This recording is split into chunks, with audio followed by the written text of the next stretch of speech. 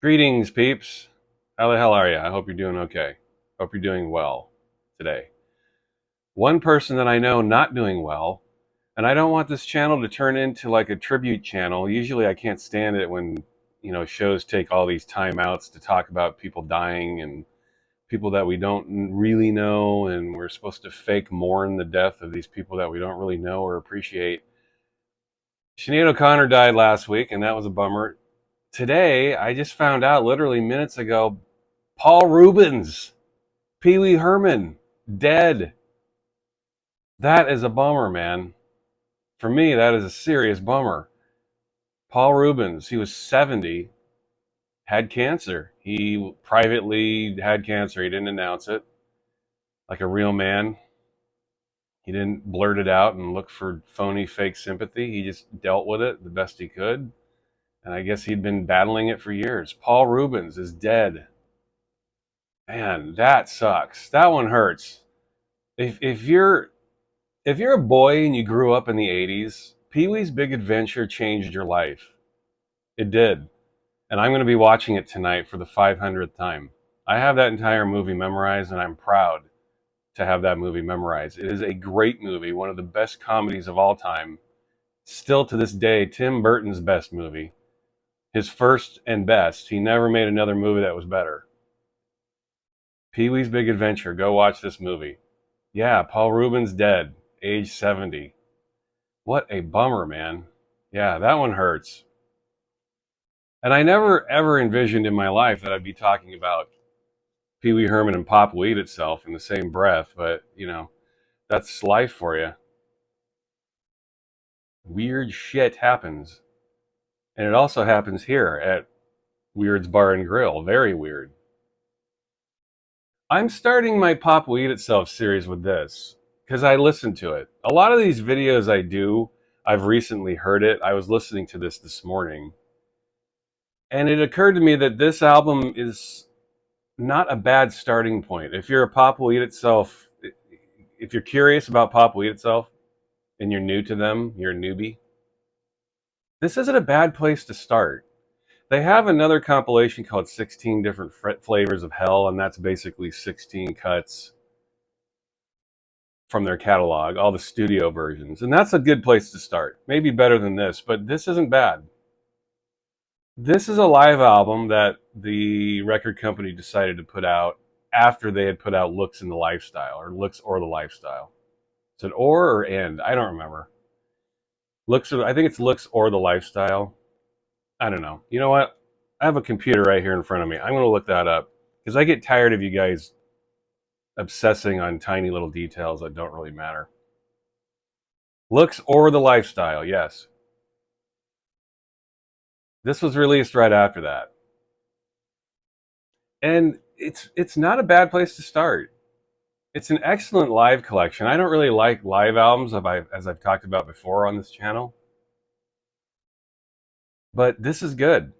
A nice collection of tracks. A nice smattering of art from the fellas in Pop Weed Itself. And they were actually pretty good live. I saw them live a few times. I saw them on, let's see, I saw them on the Cure for Sanity tour, and then I saw them on the Looks of the Lifestyle tour, yeah. I've seen them twice, back in the day, in the early 90s. And this group is interesting to me. They've definitely gained a following in the years since. Back when they were a band, especially in the early 90s, people were really falling out of these guys. Like, people weren't listening to them. People were bored and moving on. That's why the band broke up. I just don't think there wasn't a lot of interest left. The band members were starting to go in different directions. And I mentioned this in an earlier video, but who the hell saw what was coming with Clint Mansell? I certainly didn't. I don't know that anybody back in this time could have ever predicted what happened with him in his career. He's turned into like the go-to guy in film scores, and for good reason, man. His film scores are amazing. When I think of my favorite film scores of the last 25 years, I mean, they're pretty much all Clint Mansell. Requiem for a Dream, The song he did for Pie, The Fountain, the music he did with Mogwai for The Fountain, unbelievable stuff. Moon. Most of the shit he's done with Darren Aronofsky is off the charts good. He and Aronofsky just have an understanding. I've always been fascinated with that partnership with those two guys. Aronofsky was a Pop We Eat Itself fan, straight up, and he brought in Clint Mansell to do music for Pie, and the rest is history. But this is a good album. If you're trying to get into Pop We Eat Itself and you might want an entry point, there are certain albums of theirs I just flat out don't like. I don't think they've aged well. I don't think they were good at the time. Like Looks of the Lifestyle actually is one of my least favorite albums of theirs. I thought it was a real mess, to be honest. It's got a couple of good songs, but they had an evolutionary arc to their career. When they started with Box Frenzy and all the way up through Cure for Sanity, they had a real arc musically. They were changing and shape shifting and evolving. And then they did Looks of the Lifestyle, and I felt they took a big step back. They became something that I didn't think they should be becoming. I'm sure plenty of you will disagree with this. That's why I want to do this video. That's the great thing about music. You can have different favorites. And I'm going to talk about all the Pop Will Eat Itself albums. I will, up through Dos Dedos, Mis Amigos. I don't know. I don't even have anything post that. You know, when Clint Mansell left, I have a big distaste for bands continuing to call themselves a name when their main dude is out or their main dudette is out. It's like the Pogues without Shane. Really? It's cool if you guys keep recording, but don't call yourself the Pogues. Same here. How are you going to keep calling yourself Pop Will Eat Itself without Clint Mansell? It's just weird to me. I think that he's still kind of like a spiritual member of the band. I think they've left that door open for him to return, but he's not in the band right now. And I've noticed they put out some stuff in recent years as Pop Will Eat Itself. I haven't listened to it. I haven't heard it. It just, without Clint, it's not the band. It's not PWEI. I'm not going to listen to it. All of the members need to be there. Everyone from Clint to Graham to all of them. They all need to be there. Good live album. I am not a big live album fan. This is a good one. It's recorded well. Whoever recorded this off the mixing desk and did the final mixing and mastering did an excellent job. It's a very nice sound quality. Excellent stuff. Cool cover. Designers Republic, as always. Pop Will Eat Itself had Designers Republic do their covers. Designers Republic, they did most of the Warp covers. Those of you who like Warp and Aphex Twin and Autechre and Black Dog and Plaid, LFO, all that stuff. It was Designers Republic. Awesome covers. Love this stuff. And this little guy was like he was a returning motif for the Looks of the Lifestyle phase of their career. Excellent album. I'll show you the labels, and this is a collection of tracks up through Looks of the Lifestyle. Dos Dedos, Mis Amigos was not out yet. And that is a good album. They started going in the right direction with that album, but then they split up. So interesting. These guys have an interesting arc. I'll go through the track listing real quick with you guys. England's Finest. Eat Me, Drink Me, Love Me, Kill Me. These are Looks of the Lifestyle tracks. Get the Girl, Kill the Baddies. Looks of the Lifestyle. Wise Up, Sucker. From, in my opinion, their greatest album. This is the Day, This is the Hour, This is This. And I will talk about that. Yes, I will. 88 Seconds. That's from Cure for Sanity. My second favorite Pop Will Eat Itself album. Well, maybe Dos Dedos is number 2. I don't know. It's a close race. When I think of my favorite, it can vary from day to day from them, between This is the Day, Cure for Sanity, and Dos Dedos. I think those are their 3 biggest moments. Excellent albums. Very underrated too, I think. But I liked Pop Will Eat Itself when they focused on the sampling and they're not a dance. You couldn't call them a dance group. they had too many other elements happening.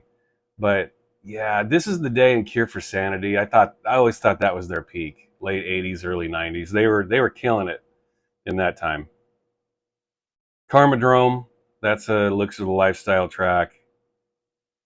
Token Drug Song, Mother's a Looks of the Lifestyle track. Preaching to the Perverted, that is a Cure for Sanity track. Acts of Men, Cure for Sanity track. Nightmare at 20,000 Feet, Cure for Sanity track. Can You Dig It? This Is the Day, This Is the Hour track. Bulletproof, Looks of the Lifestyle. Urban Futuristic, that's Looks of the Lifestyle, right? Isn't it? I think it is. And DEFCON 1. That was a single before This Is the Day came out, but then it was later on that album.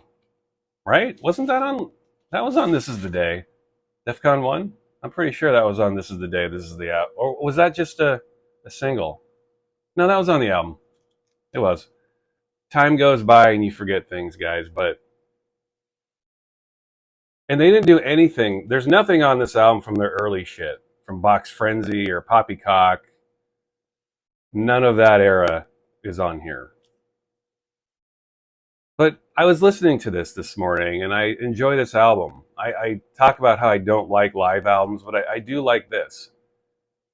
The one place where this band suffered, they just weren't good singers. They could have worked all their life at singing, and they just weren't very good singers. Clint Mansell, especially, he got a terrible voice. He wasn't a bad rapper. Like when he was talking and yelling, he was pretty good. But when he tried to sing, it was like, to me, it was hard to listen to. Not a good singer. That's why he does music scores now. He doesn't have to sing. He's got other immense talents that needed to come out of him. He just didn't know it.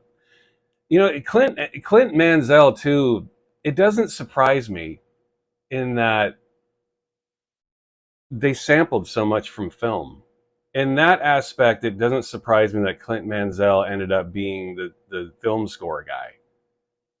Because if you pay attention, all Pop Will Eat Itself records were primarily samples of films. I mean, all the samples they used.